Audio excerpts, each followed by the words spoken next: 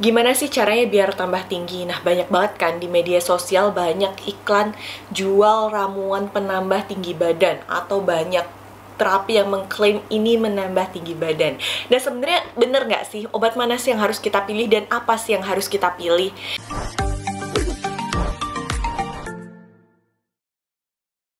Ketika seseorang ingin menambah tinggi badannya, kemudian melakukan pencarian di internet atau di media sosial, banyak banget nih kemudian ada iklan mengenai menambah tinggi badan, obat-obatan. Nah, ini bener nggak sih?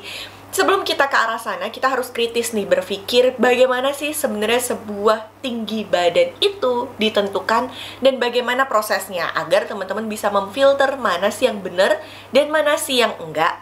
Yang pertama, kita harus tahu bahwa 80% tinggi badan dipengaruhi oleh genetik.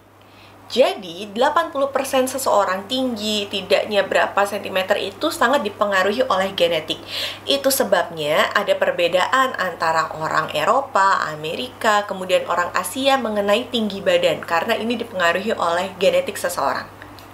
Dan ternyata tinggi badan ini ada rumusnya loh. Rumus ini tidak pasti ya tentu sifatnya, tapi dari beberapa penelitian ini adalah perkiraan bagaimana sih kita mengkira-kira tinggi badan seseorang itu wajarnya seperti apa. Nah, ternyata tinggi badan seseorang itu biasanya tinggi badan ayah ditambah tinggi badan ibu dikurangi 13 pada wanita atau ditambah 13 pada laki-laki kemudian dibagi 2. Kurang lebih itu adalah tinggi badan dari anak atau seseorang yang dilihat dari genetik kedua orang tuanya. Jadi perkiraannya itu bisa ada, oh kalau orang tuanya tinggi-tinggi, kenapa sih anaknya tinggi? Nah, itu biasanya seperti itu yang terjadi. Itu yang pertama, genetik tentu tidak bisa kita rubah untuk saat ini ya. Jadi memang peran genetik sangat besar di situ, sebesar 80%. Nah, terus kalau gitu apa nih yang bisa kita maksimalin? Tentu 20% sisanya. Nah, 20% sisanya ini terdiri dari apa aja sih? Faktor yang pertama adalah nutrisi. Nutrisi sangat penting, tentunya nutrisi yang cukup antara mineral, kemudian kalsium, vitamin, semuanya harus tercukupi dengan baik. Ketika ada kekurangan dari nutrisi-nutrisi tersebut, itu menyebabkan tinggi badan seseorang itu menjadi kurang maksimal. Jadi kita nggak cuma melihat banyak suplemen kalsium aja atau vitamin D aja gitu, tapi secara keseluruhan mineral dan vitamin apa aja sih yang diperlukan oleh tubuh, bagaimana karbohidratnya, bagaimana proteinnya, bagaimana lemaknya. Jadi ini penting banget untuk seseorang memiliki atau mendapatkan asupan nutrisi yang cukup, termasuk terutama adalah pada anak-anak. Kenapa terutama pada anak-anak? Kita akan bahas lagi di belakang. Pada orang yang kekurangan nutrisi atau mungkin secara ekstrimnya terjadi stunting, juga terjadi penghambatan tinggi badan seorang anak. Dan yang penting diketahui juga adalah nutrisi ini dimulai dari sejak dalam kandungan. Oke, kemudian faktor lain yang bisa kita ubah yang kedua adalah dari faktor exercise dan istirahat yang cukup. Mungkin teman-teman pernah lihat atau sering dengar gitu, wah dia olahragawan sih makanya badannya tumbuh tinggi besar gitu, dari kecil dia olahraga. Nah, ternyata emang benar teman-teman. Kenapa sih? Ternyata exercise ada stres atau tekanan pada tulang, kemudian ada kita pergerakan dari tubuh, itu juga mempengaruhi tinggi seseorang. Seseorang yang rajin melakukan exercise terdapat stres pada tulang-tulangnya atau apa ya istilahnya, tubuhnya itu digunakan dan terdapat tekanan gitu di otot dan tulangnya, ternyata itu memacu seseorang untuk tumbuh menjadi lebih tinggi. Jadi kalau teman-teman pengen tambah tinggi nih, terutama mereka yang usianya masih muda, kita bahas lagi di belakang, olahraga sangat disarankan. Jadi kenapa sih kita ngeliat atlet-atlet tuh yang dari kecil udah olahraga malang melintang, kok tinggi-tinggi sih? Ya karena memang exercise mempengaruhi.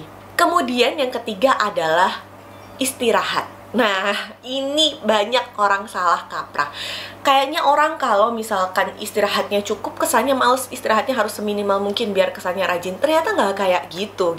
Ternyata istirahat yang cukup itu dibutuhkan oleh kita. Apalagi mereka yang masa pertumbuhan, ternyata kebutuhan istirahat yang cukup itu juga bisa mempengaruhi tinggi badan seseorang.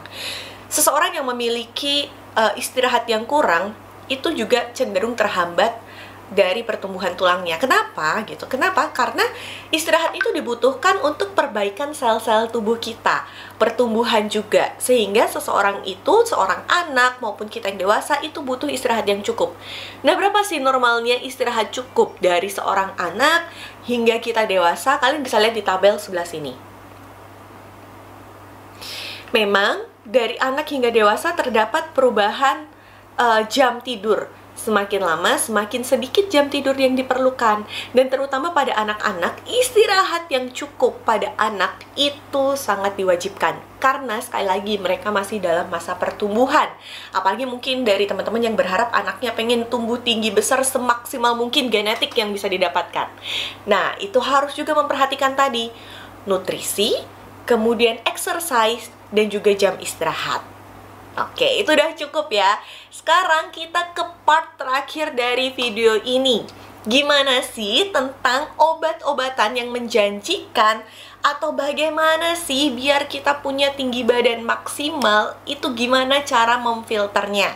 Yang pertama, kalian harus tahu tentang konsep pertumbuhan tulang. Karena tinggi badan sangat dipengaruhi oleh pertumbuhan tulang, kalian harus tahu konsepnya. Ada yang namanya konsep growth spurt atau pertumbuhan tulang saat maksimalnya gitu, ketika dia lagi cepet-cepetnya. Nah, ada juga yang kita sebut sebagai selesainya pertumbuhan tulang karena penutupan epiphyseal plate. Yang pertama, kalian harus lihat grafik yang sebelah sini nih.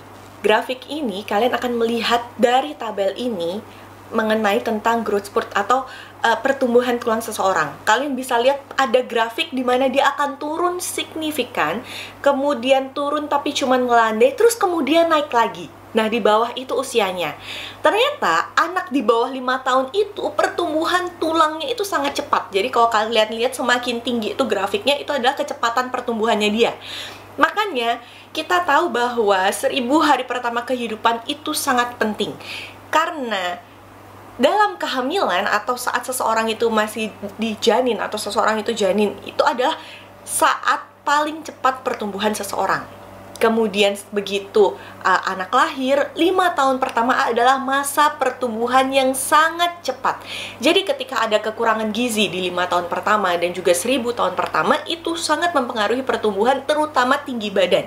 Jadi kita nggak ngeliat cuman di besok-besok, tapi dari kecil itu udah harus cukup gizinya, exercise-nya, dan juga kemudian istirahatnya, karena itu yang paling signifikan dan paling krusial dari pertumbuhan seorang anak. Kemudian dia waktu masa sekolah biasa dan sebelum mengalami pubertas. Sebelum mengalami pubertas, tiba-tiba dia akan naik lagi gitu. Dan cewek biasanya lebih cepat. Makanya kalau kalian mungkin lihat anak kelas 5-6 SD, kenapa sih yang cewek kok lebih tinggi-tinggi, sedangkan yang cowok kok kemudian tingginya nanti deh kalau udah sunat katanya. Padahal nggak, itu karena berkaitan dengan usianya pas sunat aja gitu, selesai SD biasanya. Nah, setelah mereka mengalami growth spurt, terus tiba-tiba turun langsung selesai atau langsung turunnya ke bawah gitu. Nah, itu juga yang membuktikan kenapa sih kebanyakan anak cowok itu lebih tinggi daripada anak cewek, karena ada masa tuh di antara peaknya cewek dan peaknya cowok, dimana saat itu cowok masih tumbuh tinggi perlahan, cewek tiba-tiba udah sampai growth spurt terus turun. Nah, setelah itu cowok baru naik terus turun. Itu makanya kenapa sih tinggi badan seorang cowok biasanya lebih tinggi daripada seorang cewek. Dari konsep ini kalian harus tahu bahwa tinggi badan itu tidak dalam waktu cepat cetek. Itu dipengaruhi oleh 1 atau 2 obat yang kalian konsumsi setelah usia 18 tahun.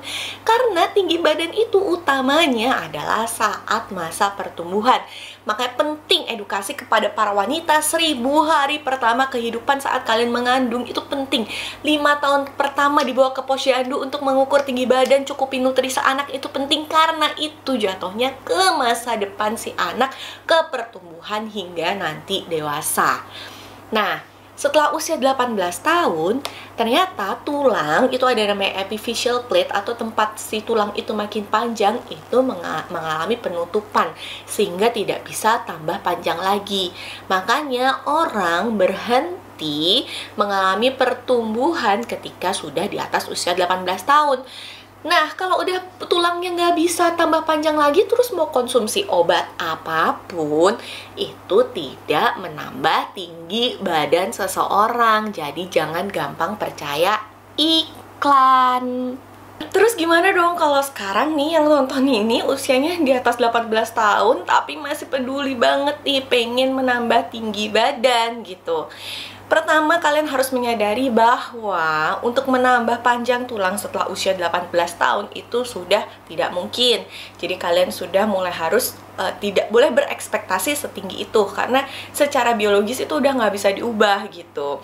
Dan kalian harus mulai menyaring bahwa info A, B, C, D, oh ini bener nggak sih, ini nggak sih gitu. Kalian sekarang sudah mulai tahu basic infonya bahwa itu tadi 18 tahun epiphyseal plate sudah tertutup dan semua tinggi badan dipengaruhi oleh tadi masa-masa pertumbuhan kita. Makanya disebut pertumbuhan karena masih tumbuh terus badannya. Sedangkan sekarang kita sudah masa menikmati hidup.